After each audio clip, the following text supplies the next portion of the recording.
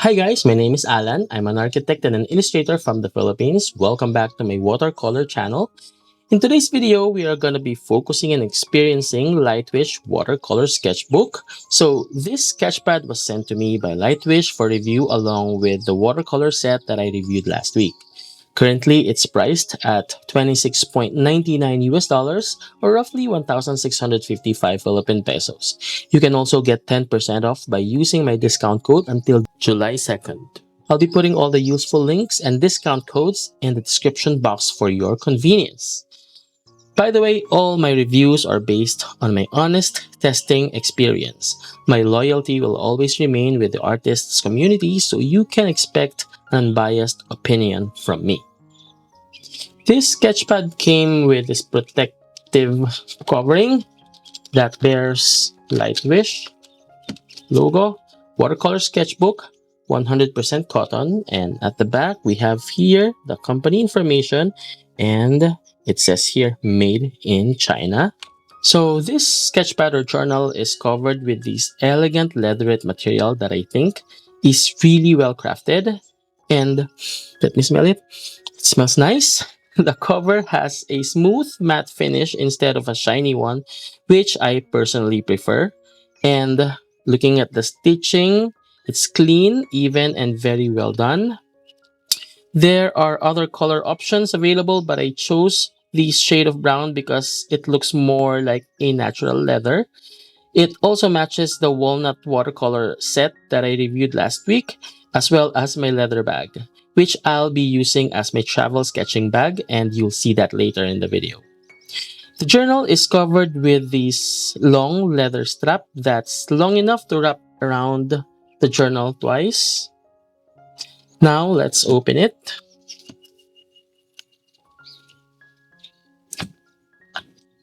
The first thing you'll notice is the Lightwish logo that's beautifully engraved on this side, and I have to say it gives the journal a really premium feel.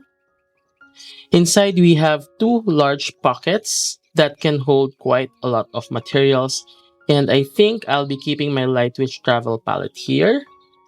We also have four sleeves or flat pockets. And personally, I think they work more as a protective flaps for the pens and brushes that fit into these 6 slots. Now let's take a look at the paper.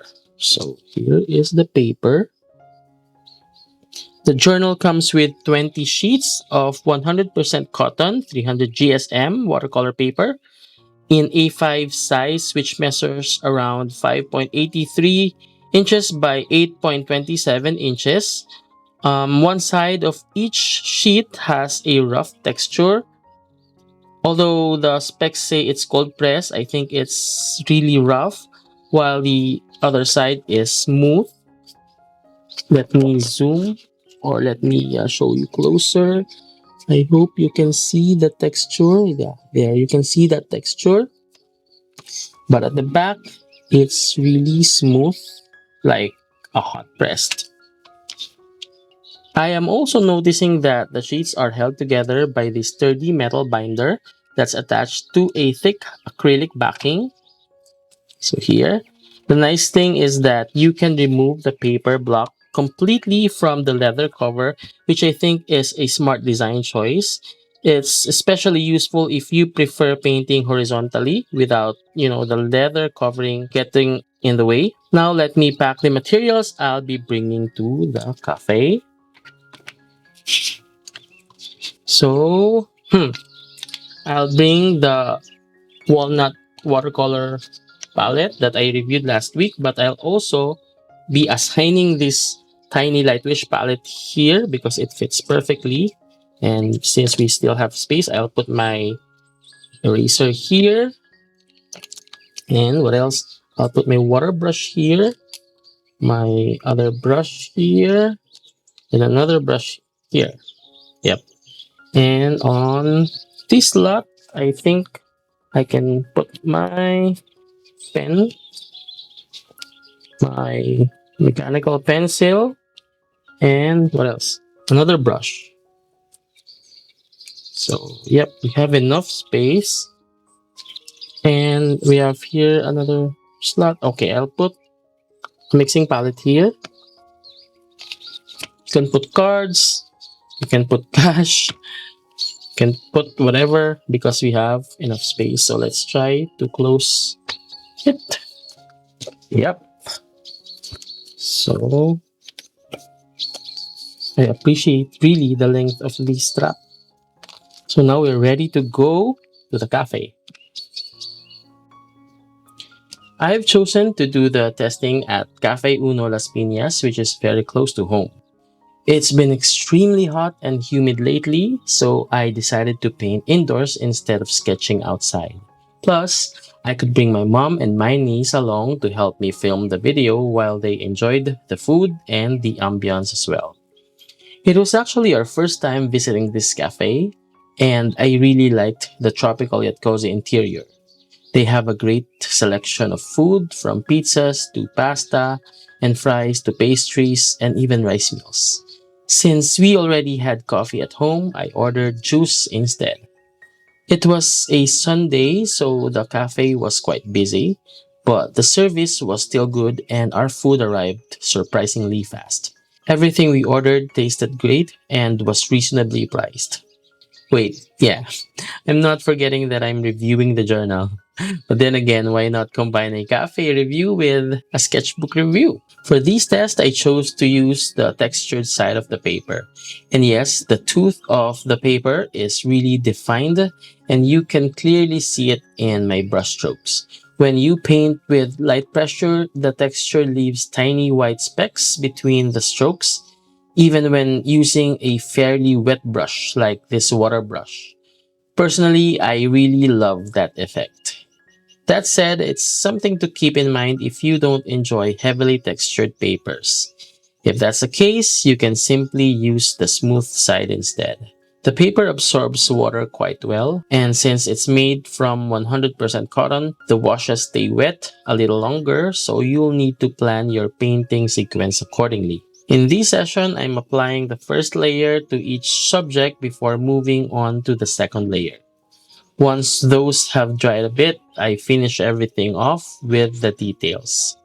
I actually wrote all the labels at home using my fountain pen, which I left, and it performed really well on the textured side of the paper too.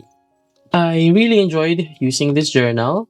First of all, it matched my leather bag beautifully, but this journal isn't made from real leather, which I think is a plus for those who prefer not to use animal products. I also think the cover looks elegant and is very well made.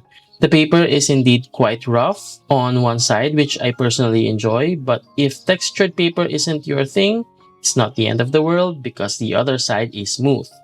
The paper actually feels denser than its stated 300 GSM, although it's still warped a little after painting. Honestly, that's not a big deal since the pages will naturally flatten over time. After all, this is a sketch pad, not a watercolor block. Water absorption isn't quite on the same level as Arches, but considering the price, I think it performs really well. Overall, I'm happy with this journal. I love how it looks and feels, and especially like the pockets. They're genuinely useful. If I had one suggestion, it would be to make the journal landscape oriented instead of portrait. I think it would make painting more comfortable without having to remove the paper block. But that's just really my personal preference since I usually paint in landscape format. Overall, I think this is a beautifully designed sketch journal and I can definitely see myself using it on future sketching trips. In fact, this journal gave me an idea for a new series on the channel, Cafe Reviews While I Paint. What do you think? Would you like to see more videos like that? To Lightfish, thank you so much for sending over this beautiful journal. It not only gave me something enjoyable to review, but it also inspired a new content idea. And to everyone watching, thank you so much for spending your time with me again. If you enjoyed this video, don't forget to like, subscribe, and leave a comment below. I'll see you in the next one. Take care and goodbye.